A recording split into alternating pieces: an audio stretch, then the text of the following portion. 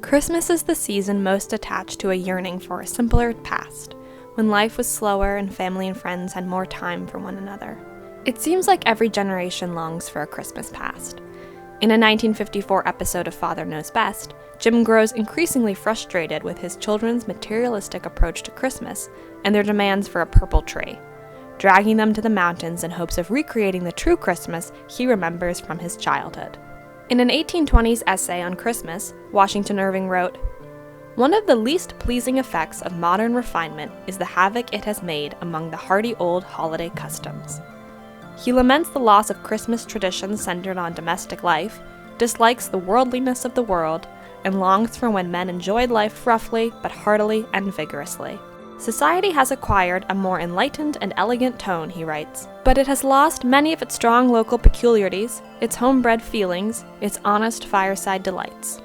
Irving was raised in Manhattan in a merchant family, but kicked off his career traveling in England, writing a series of sketches, including this piece on Christmas and the famous Rip Van Winkle. He held rather romantic ideals about Christmas in England, writing that the season once blended all ranks in one warm, generous flow of joy and kindness. I would guess the peasants remember things differently, but R.I.P. Washington Irving, you would have loved cottagecore. Christmas is the season I most want to recreate the past, yet I also can't help but see the irony in my own longing for the quaint time Irving lived through when he resented its modern sensibilities. Maybe I too would dream of peasant games and Gothic spires. And in reconsidering my own fascination with Christmas past, I did some research into the origins of Christmas in the US. English colonizers brought very few holidays with them to North America. Puritans and Quakers took particular issue with the non-scriptural festivities, so Christmas celebrations were largely absent from New England through the 1700s.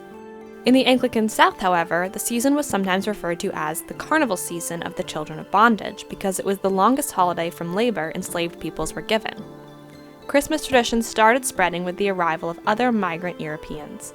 The Lutheran Germans in Pennsylvania introduced Christmas trees, and the Dutch in New York burned Yule logs and told the story of St. Nicholas.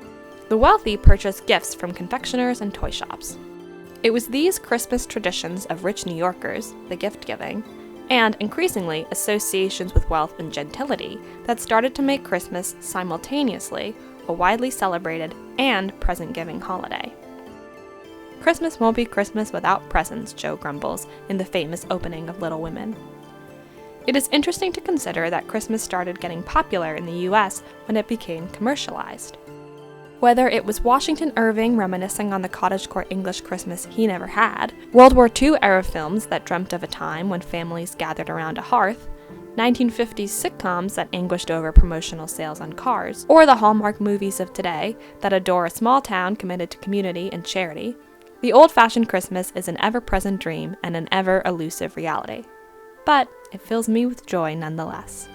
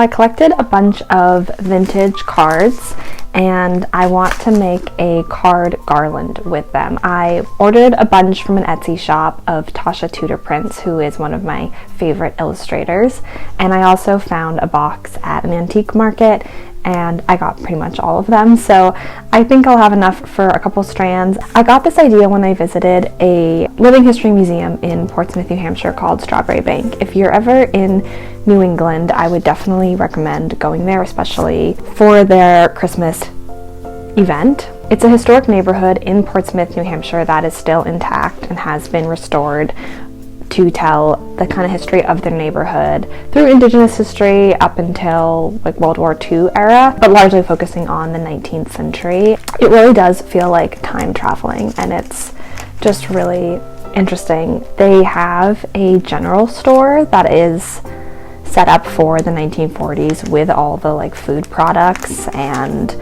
containers and cartons and cash register, which is really fun. The whole place is lit up by candlelight. They also have Victorian ice skaters who come out and skate on the outdoor rink and do a Victorian ice dance performance with music, which is really lovely and beautiful. And there's live music in the barn where you can drink cider. But the point of all of that is there is a house that's split in half and is decorated for the 1940s and then like the late 1700s. And they decorate it for Christmas time. And I saw this 1940s kitchen with this little card garland. Actually, I'll put a picture in. I saw that and I thought I must do that next year. So for the Tasha Tudor cards, there's one of a brother and sister making a little wreath together, and then a little family going on a sleigh ride, and some Victorian carolers. What a dream to go caroling in a beautiful cloak by candlelight. And then some little kids hanging up stockings in their nightgowns, and little siblings decorating their Christmas tree. Little siblings again with their little tree. And then of course you have to have a snowy church, classic New England, iconic. More carolers in delightful, charming outfits that I would love to have. A beautiful windowscape with a young lady in the background with a beautiful coat trimmed with fur. A winter essential. Multiple carriage rides. 4 is never enough, so we've got another carriage horses and a little church in the background, carriage being pulled through a covered bridge, cute little sleigh going past a snowy house, a lovely couple on a little date, and this cozy little hearth with a charming little tree, and just this classic little Christmas card. This reminds me of my grandparents for some reason. I don't know why. Some of them have like things written in them, which is so sweet. I love reading what's inside old cards. This one says, "Many, many wishes, warm and glad and true, for everything that could help to make a Merry Christmas for you." That is so sweet. Too bad I'm not sending it to anyone. Just putting it on my wall. May joy and peace and plenty your Christmas season bless, and tarry in the new year to bring you happiness. Should keep saying Terry. So those are my cards. I think I'm going to do one strand of the Tasha Tudor ones and one strand of these Victorian inspired ones. I have my mini clothespins, and then I think I'm just going to use the leftover twine from the Christmas tree because it's cute and useful. And I also have a few prints to hang up. If you don't know, there's a website called the betterhomesandgardensarchive.org where you can find perfect, pristine digital archives of every issue of the Better Homes and Gardens magazine, which has some really fascinating recipes, advice about parenting, about how to decorate your home, about how to get through times of war. Just a really incredible domestic history resource, but also they have some truly delightful covers. So my strategy is to click download and then get them printed at CVS for like $2, because CVS is always having discount sales on printing posters. So that's my little decorating tip. So I printed off one of their 1950s Christmas December issues. And then I also got a print of Mary and Rhoda decorating Mary's Christmas tree from the Mary Tyler Moore Show. and a print of the house from Meet Me in St. Louis where it's snowing. That's one of my favorite holiday classics.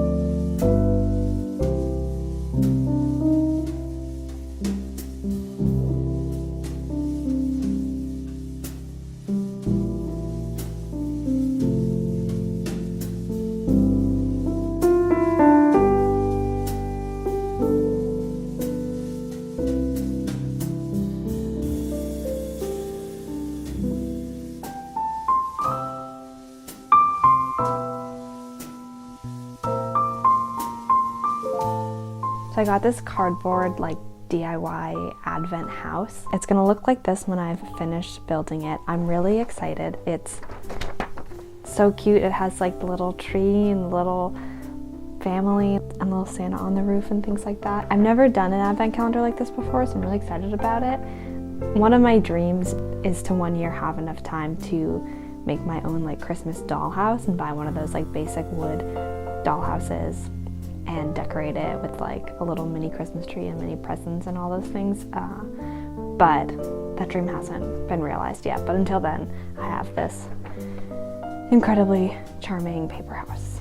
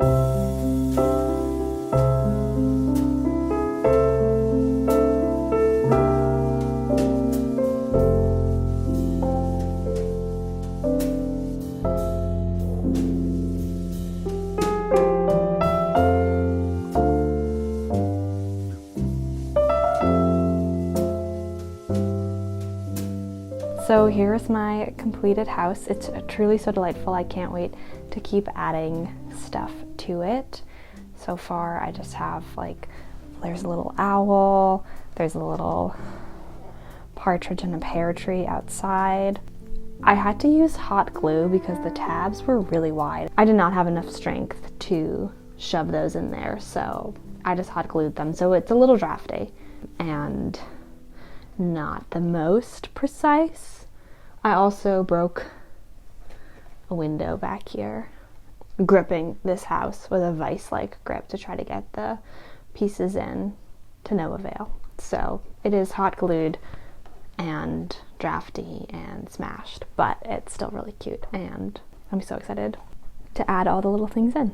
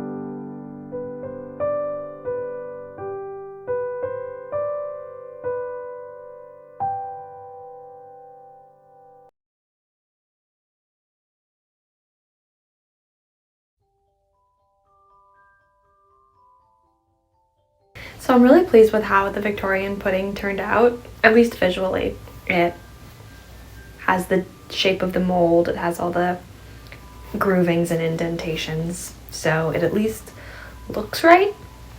I'm gonna taste it now. I did make the hard sauce that is supposed to go with it, and that never quite creamed, it never quite got smooth. I'm not sure where I went wrong, but it is very grainy and very sugary, but you can't really go wrong with sugar and butter.